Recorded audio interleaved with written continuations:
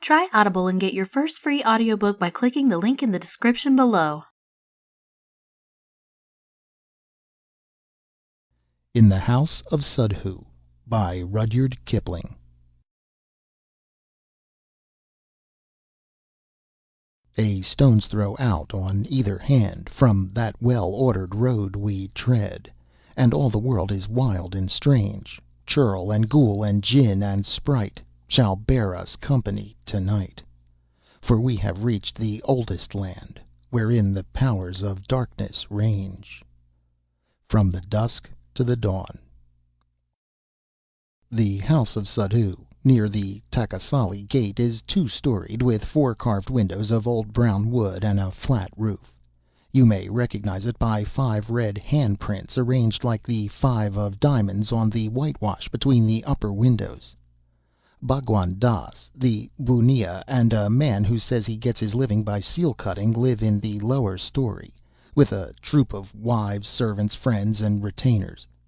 The 2 upper rooms used to be occupied by Janoo and Azizun, and a little black and tan terrier that was stolen from an Englishman's house and given to Janoo by a soldier.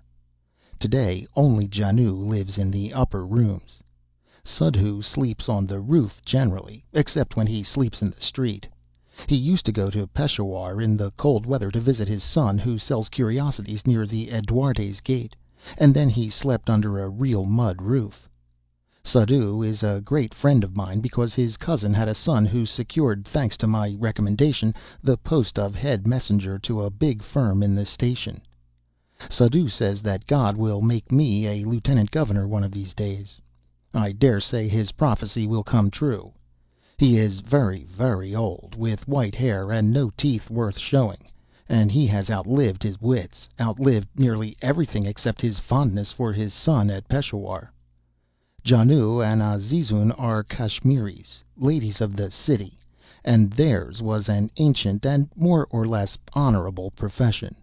But Azizun has since married a medical student from the northwest, and has settled down to a most respectable life somewhere near Bareilly. Bhagwan Das is an extortionate and an adulterer. He is very rich. The man who is supposed to get his living by seal-cutting pretends to be very poor. This lets you know as much as is necessary of the 4 principal tenants in the House of Suddhoo. Then there's me, of course, but I am only the chorus that comes in at the end to explain things, so I do not count. Suddhoo was not clever. The man who pretends to cut seals was the cleverest of them all. Bhagwan Das only knew how to lie, except Janoo. She was also beautiful, but that was her own affair. Suddhoo's son at Peshawar was attacked by pleurisy, and old Suddhoo was troubled. The seal-cutter man heard of Suddhoo's anxiety and made capital out of it. He was abreast of the times. He got a friend in Peshawar to telegraph daily accounts of the son's health. And here the story begins. Suddhoo's cousin's son told me one evening that Suddhoo wanted to see me, that he was too old and feeble to come personally, and that I should be conferring an everlasting honor on the House of Suddhoo if I went to him. I went. But I think, seeing how well off Suddhoo was then, that he might have sent something better than an ekka, which jolted fearfully to haul out a future lieutenant governor to the city on a muggy April evening. The ekka did not run quickly. It was full dark when we pulled up opposite the door of Runjit Singh's tomb, near the main gate of the fort.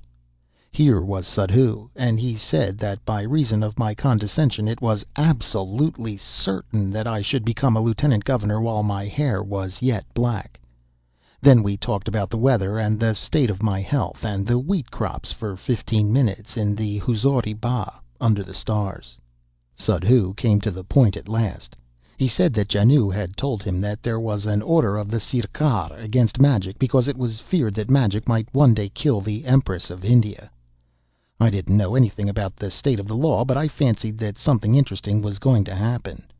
I said that so far from magic being discouraged by the government, it was highly commended. The greatest officials of the state practiced it themselves. If the financial statement isn't magic, I don't know what is. Then, to encourage him further, I said that if there was any jadoo afoot, I had not the least objection to giving it my countenance and sanction, and to seeing that it was clean jadoo, white magic, as distinguished from the unclean Suddhoo, which kills folk. It took a long time before Suddhoo admitted that this was just what he had asked me to come for.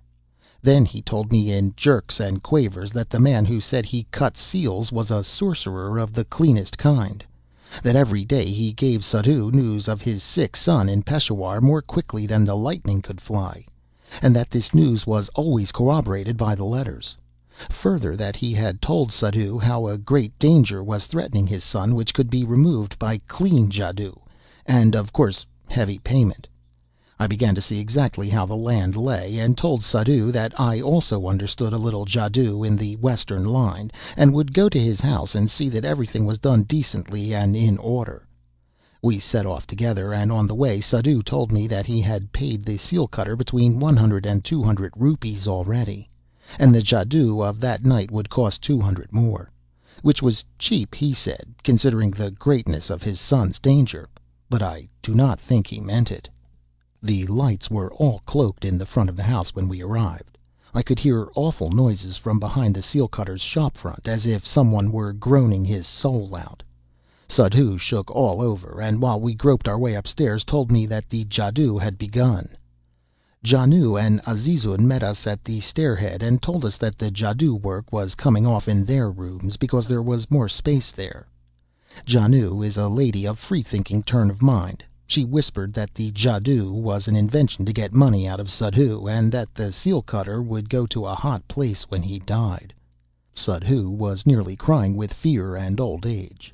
He kept walking up and down the room in the half-light, repeating his son's name over and over again, and asking Azizun if the seal cutter ought not to make a reduction in the case of his own landlord.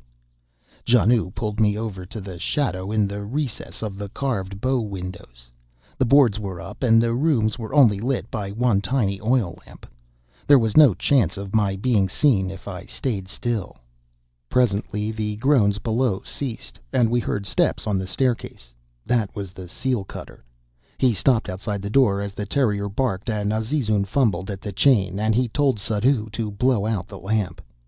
This left the place in jet darkness except for the red glow from the two huqas that belonged to Janoo and Azizun. The seal cutter came in, and I heard Suddhoo throw himself down on the floor and groan. Azizun caught her breath, and Janoo backed onto one of the beds with a shudder. There was a clink of something metallic, and then shot up a pale blue-green flame near the ground. The light was just enough to show Azizun pressed against one corner of the room with the terrier between her knees, Janoo with her hands clasped, leaning forward as she sat on the bed, Suddhoo face down, quivering, and the seal cutter. I hope I may never see another man like that seal cutter. He was stripped to the waist, with a wreath of white jasmine as thick as my wrist around his forehead, a salmon-colored loincloth round his middle, and a steel bangle on each ankle. This was not awe-inspiring. It was the face of the man that turned me cold. It was blue-gray in the first place. In the second, the eyes were rolled back till you could only see the whites of them, and in the third, the face was the face of a demon, a ghoul, anything you please except of the sleek, oily old ruffian who sat in the daytime over his turning lathe downstairs. He was lying on his stomach with his arms turned and crossed behind him, as if he had been thrown down, pinioned. His head and neck were the only parts of him off the floor. They were nearly at right angles to the body, like the head of a cobra at spring. It was ghastly.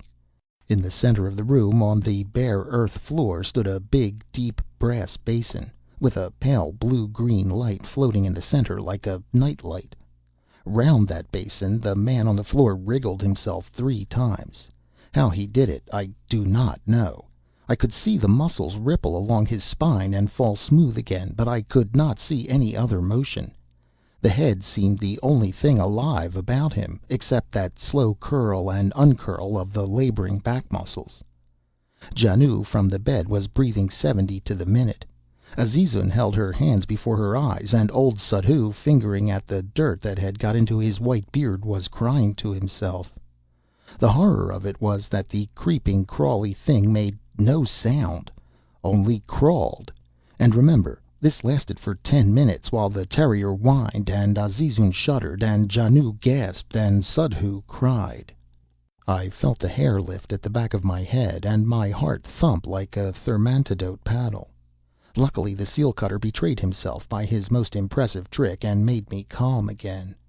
After he had finished that unspeakable crawl, he stretched his head away from the floor as high as he could, and sent out a jet of fire from his nostrils. Now, I knew how fire spouting is done. I can do it myself, so I felt at ease. The business was a fraud. If he had only kept to that crawl without trying to raise the effect, goodness knows what I might not have thought. Both the girls shrieked at the jet of fire, and the head dropped, chin down, on the floor with a thud, the whole body lying then like a corpse with its arms trussed. There was a pause of 5 full minutes after this, and the blue-green flame died down. Janoo stooped to settle one of her anklets, while Azizun turned her face to the wall and took the terrier in her arms. Suddhoo put out an arm mechanically to Janoo's huqua, and she slid it across the floor with her foot. Directly above the body and on the wall were a couple of flaming portraits in stamped paper frames of the Queen and the Prince of Wales. They looked down on the performance, and to my thinking seemed to heighten the grotesqueness of it all. Just when the silence was getting unendurable, the body turned over and rolled away from the basin to the side of the room, where it lay stomach up. There was a faint plop from the basin, exactly like the noise a fish makes when it takes a fly, and the green light in the center revived. I looked at the basin, and saw bobbing in the water the dried, shriveled black head of a native baby. Open eyes, open mouth, and shaved scalp. It was worse, being so very sudden, than the crawling exhibition. We had no time to say anything before it began to speak. Read Poe's account of the voice that came from the mesmerized dying man, and you will realize less than 1/2 of the horror of that head's voice. There was an interval of a second or two between each word, and a sort of ring, ring, ring in the note of the voice, like the timbre of a bell. It pealed slowly, as if talking to itself, for several minutes before I got rid of my cold sweat. Then the blessed solution struck me. I looked at the body lying near the doorway, and saw just where the hollow of the throat joins on the shoulders a muscle that had nothing to do with any man's regular breathing, twitching away steadily. The whole thing was a careful reproduction of the Egyptian teraphin that one reads about sometimes, and the voice was as clever and as appalling a piece of ventriloquism as one could wish to hear.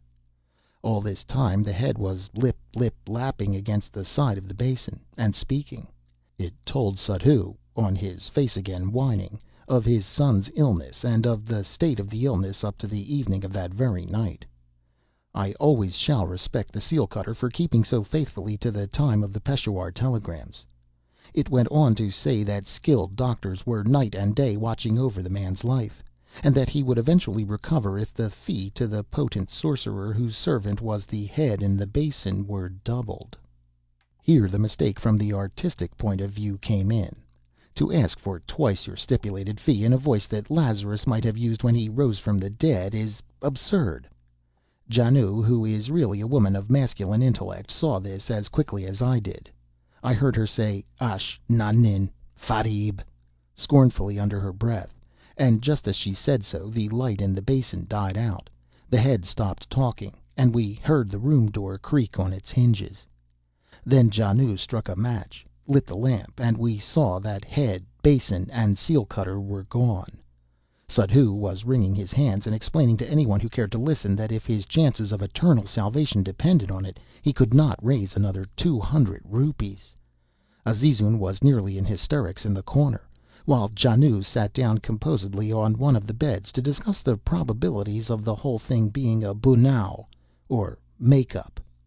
I explained as much as I knew of the seal cutter's way of jadoo, but her argument was much more simple. "The magic that is always demanding gifts is no true magic," said she. "My mother told me that the only potent love spells are those which are told you for love. This seal cutter man is a liar and a devil. I dare not tell, do anything, or get anything done, because I am in debt to Bhagwan Dass, the bunnia, for 2 gold rings and a heavy anklet. I must get my food from his shop. The seal cutter is a friend of Bhagwan Dass, and he would poison my food. A fool's jadoo has been going on for 10 days, and has cost Suddhoo many rupees each night. The seal cutter used black hens and lemons and mantras before. He never showed us anything like this till tonight. Azizun is a fool, and will be a Purdanishan soon. Suddhoo has lost his strength and his wits. See now, I had hoped to get from Suddhoo many rupees while he lived, and many more after his death, and behold, he is spending everything on that offspring of a devil and a she-ass, the seal cutter. Here I said, but what induced Suddhoo to drag me into this business? Of course I can speak to the seal cutter, and he shall refund. The whole thing is child's talk, shame, and senseless. Suddhoo is an old child, said Janoo. He has lived on the roofs these 70 years, and is as senseless as a milk-goat. He brought you here to assure himself that he was not breaking any law of the Sirkar, whose salt he ate many years ago. He worships the dust off the feet of the seal cutter, and that cow devourer has forbidden him to go and see his son. What does Suddhoo know of your laws or the lightning post? I have to watch his money going day by day to that lying beast below.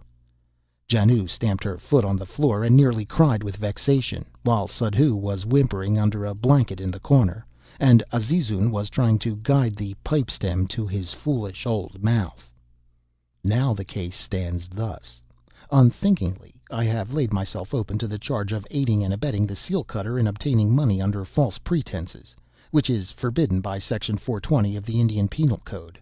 I am helpless in the matter for these reasons. I cannot inform the police. What witness would support my statements? Janoo refuses flatly. And Azizun is a veiled woman, somewhere near Bareilly, lost in this big India of ours. I dare not again take the law into my own hands and speak to the seal cutter, for certain am I that not only would Suddhoo disbelieve me, but this step would end in the poisoning of Janoo, who is bound hand and foot by her debt to the bunnia. Suddhoo is an old dotard, and whenever we meet mumbles my idiotic joke that the Sirkar rather patronizes the black art than otherwise. His son is well now, but Suddhoo is completely under the influence of the seal cutter, by whose advice he regulates the affairs of his life. Janoo watches daily the money that she hoped to wheedle out of Suddhoo taken by the seal cutter, and becomes daily more furious and sullen. She will never tell, because she dare not, but unless something happens to prevent her, I am afraid that the seal cutter will die of cholera, the white arsenic kind, about the middle of May, and thus I shall have to be privy to a murder in the house of Suddhoo. End of In the House of Suddhoo by Rudyard Kipling. Try Audible and get your first free audiobook by clicking the link in the description below.